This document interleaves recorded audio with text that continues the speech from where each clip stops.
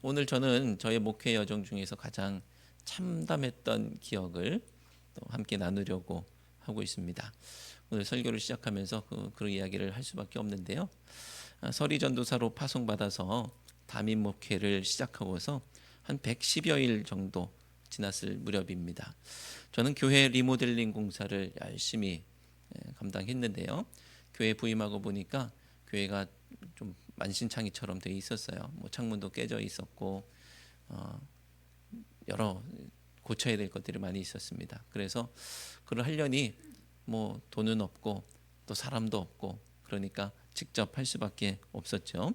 리모델링 공사를 직접 감당하다가 거의 마무리할 때쯤 됐을 때 불의의 사고를 당하고 크게 다치고 이후에 자세히 보지 않으면 보이지 않는 잘 표현하지 않는 장애를 얻게 되었습니다.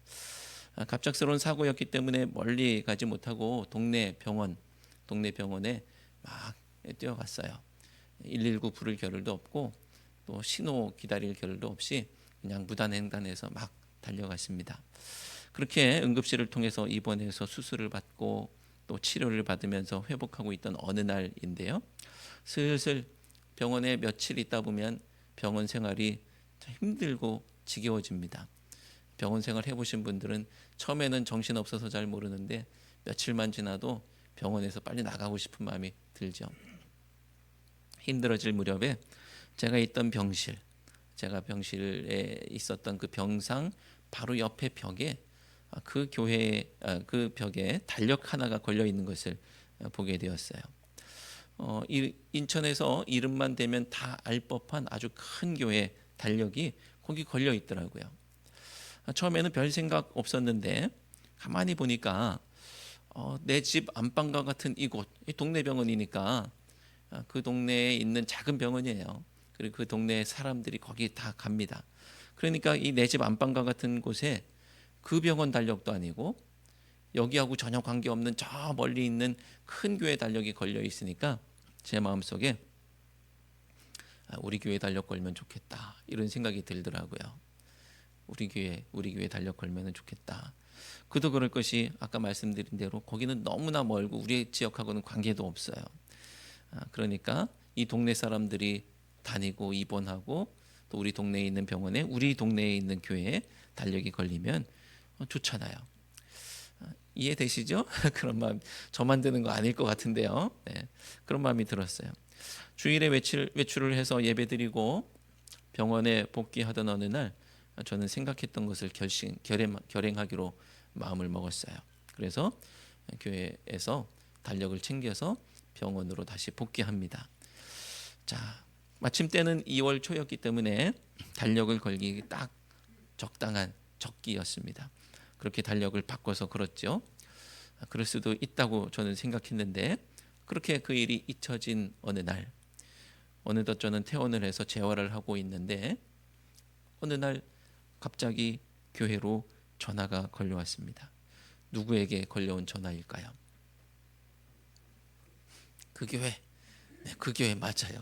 그 교회에서 전화를 한 거예요. 거기 달력에 전화번호가 있으니까.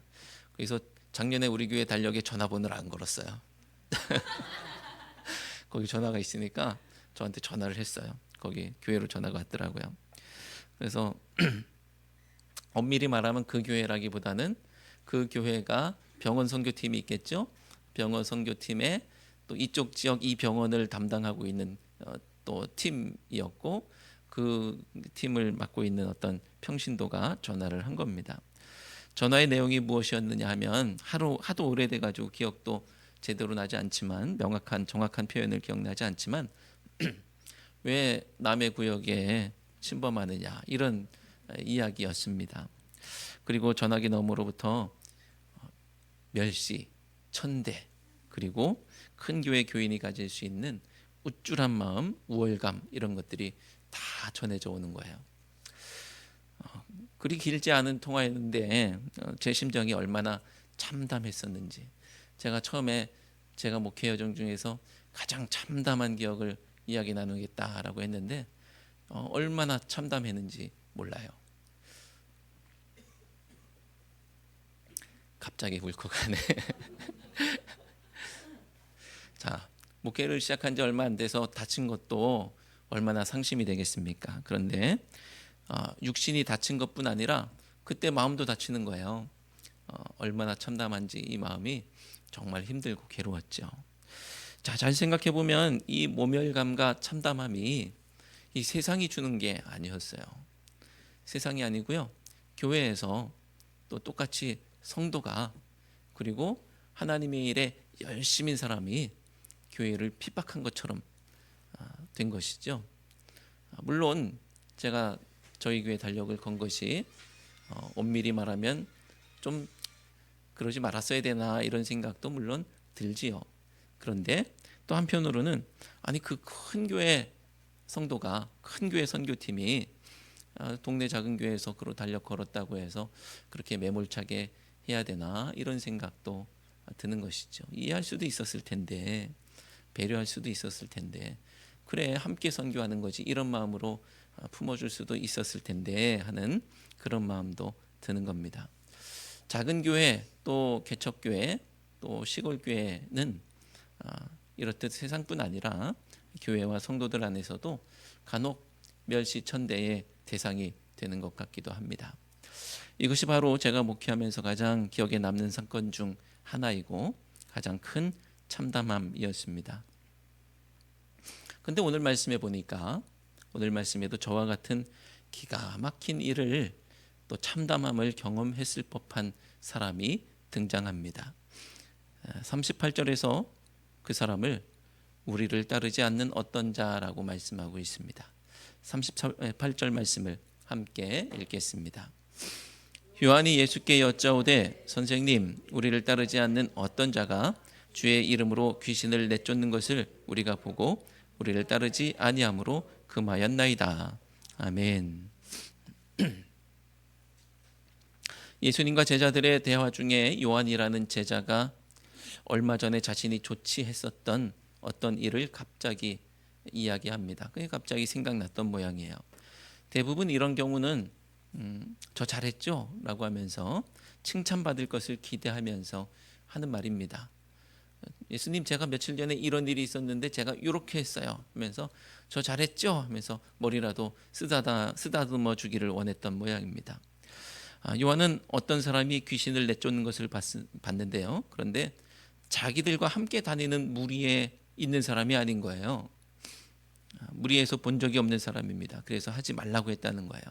야, 너 뭔데 네가 그런 걸 해? 하면서 금했다는 겁니다. 감히 무슨 자격으로 그러느냐? 기분 나쁘고 불쾌하다라는 것입니다. 네가 뭔데 내 구역에서 달력을 걸어? 이런 느낌이죠.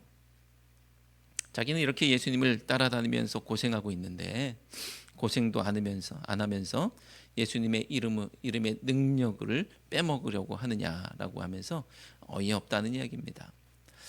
이 시점이 되면 예수님의 대답이나 반응이 궁금하시겠지만 저는 저의 경험에 비추어 봤을 때 오히려 우리를 따르지 않는 어떤 자, 이 사람의 마음이 어땠을까 이런 생각이 들어요. 이 병원 선교팀 누군가도 교회에 돌아가서 그런 얘기를 나눴겠죠. 야, 글쎄 말이야. 내가 맡고 있는 병원에 갔더니 어떤 병실에 달력이 바뀌어 있는 거야. 그 교회에서 어떤 교회에서 걸었더라고. 야, 그래서 내가 뭐라고 해줬어. 라고 했을 때 다른 사람들이 뭐라고 했을까? 그런데 이 이야기를 들으면서 그 교회 전도사님 마음이 어땠을까? 이렇게 마음 먹는 사람이 있을까요? 잘 모르겠습니다. 아무튼 저는 이 사람의 마음이 얼마나 참담했을까 이런 생각이 들더라고요. 예수 그리스도의 이름으로 귀신을 내쫓는 것을 차라리 바리새인이나 서기관들이 금했다고 한다면 이해할 수 있죠. 그 사람들은 원래 그러니까, 세상은 원래 그러니까 이해할 수 있는데 그 제자가 그랬다? 교회 성도가 그랬다? 열심히 있는 선교팀 일원이 그랬다? 그 이해가 되지 않는 모습입니다. 그들은 원래 예수님을 싫어했으니까 바리새인들이 금지하며 막아섰다면 그러려니 했겠죠. 상처받지도 않을 거예요. 물론 조금은 하룻밤은 잠 못 자겠죠. 그런데 몇십 년 지나서 이렇게 얘기할 일도 아닐 겁니다. 원래 그들이 자주 보던 풍경이니까 그렇게 그런가 보다 하고 참담함이 없었을 거예요. 그런데 그들을 막아선 사람은 다른 사람이 아닌 제자들이었습니다. 예수님의 제자들 중에서도 핵심 그룹 그중 한 명이었던 요한이었죠. 그러니 이 사람의 마음은 참담하기 그지 없었을 것입니다. 요한의 말이 걸림이 되어서 넘어질 수도 있는 것이죠.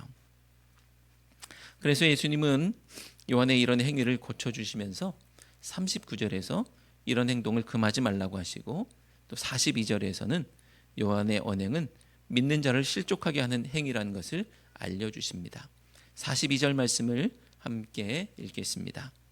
또 누구든지 나를 믿는 이 작은 자들 중 하나라도 실족하게 하면 차라리 연자 맷돌이 그 목에 매어 바다에 던져지는 것이 나으리라.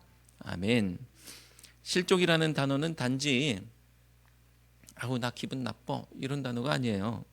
우리 교회에서는 없지만 다른 교회에서는 그렇게 표현할 때가 가끔 있습니다. 대화하면서 야 나 실족했어 이런 얘기를 장난스럽게 할 때가 있습니다. 근데 이 실족이라는 단어는 그렇게 장난스럽게 쓸 수 있는 단어가 아닌 거예요.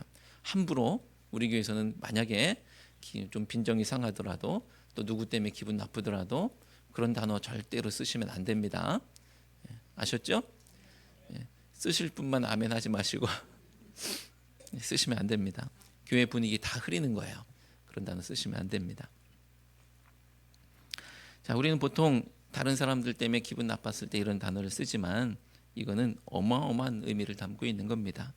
이렇게 생각해 보면 어떨까 싶은데, 이 실족이라는 단어는 가던 길을 멈추게 하는 거예요. 가던 길을 멈추게 하는 거. 그리고 나아가서 돌아서게 하는 겁니다. 가던 길을 못 가게 하고 되돌아가게 하는 거예요.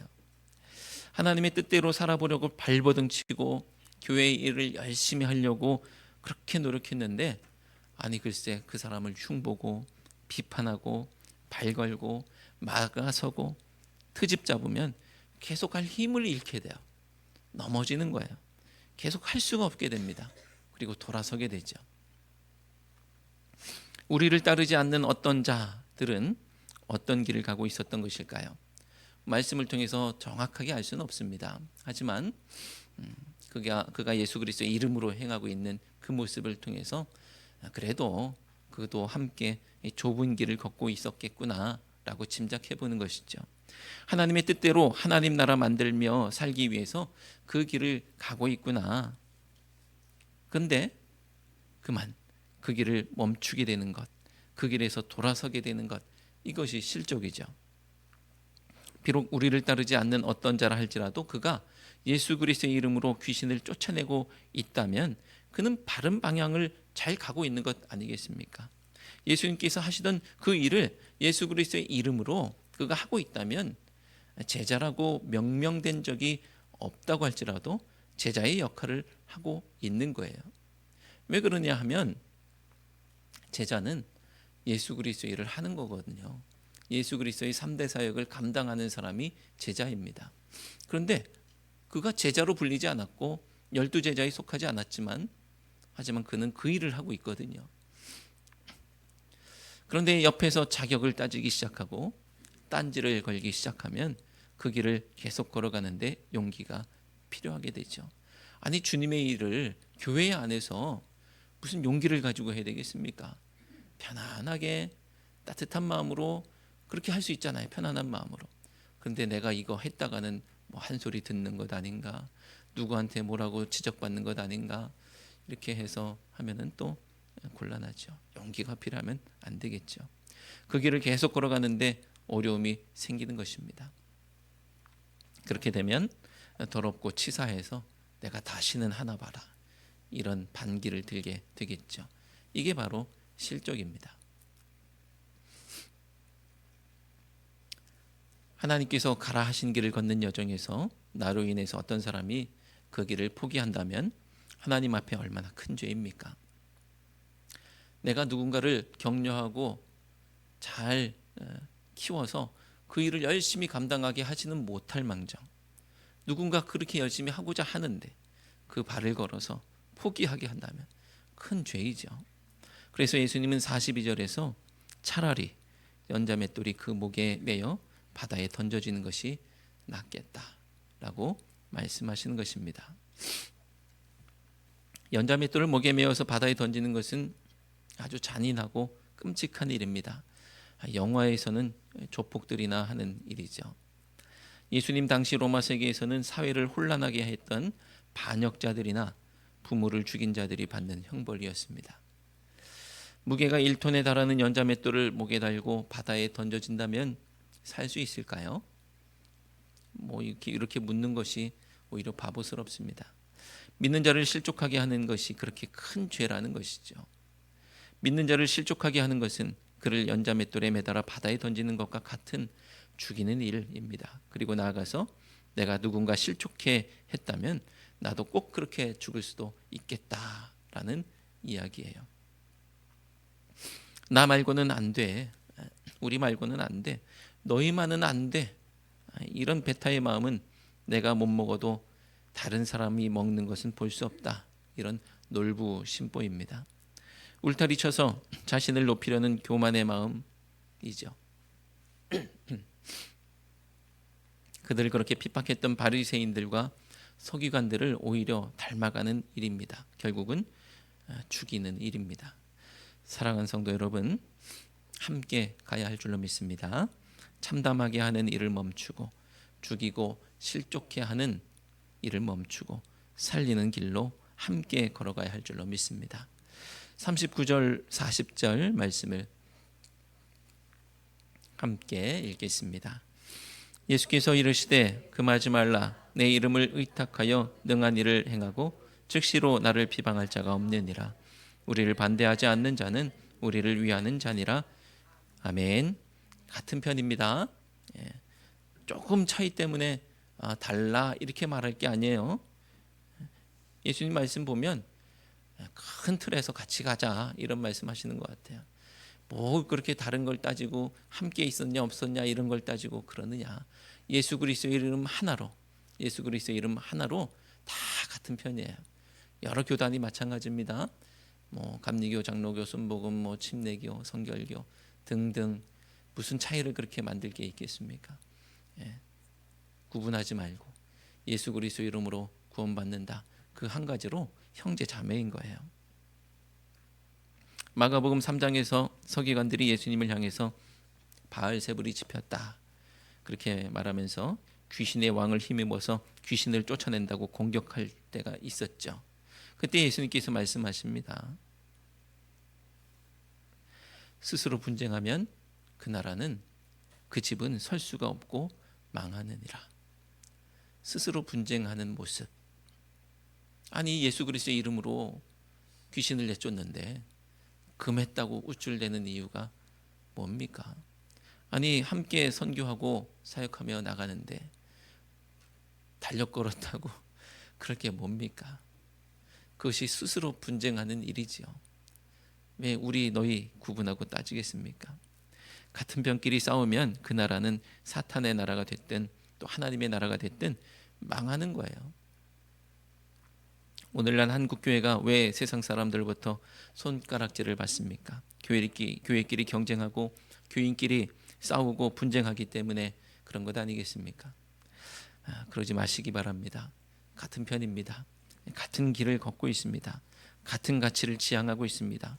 형제 자매를 망하는 길로 끄집어내리지 마시고 어깨동무하고 밀어주고 끌어주고 함께 걸어가는 우리 모두가 되시기를 주님의 이름으로 축원합니다.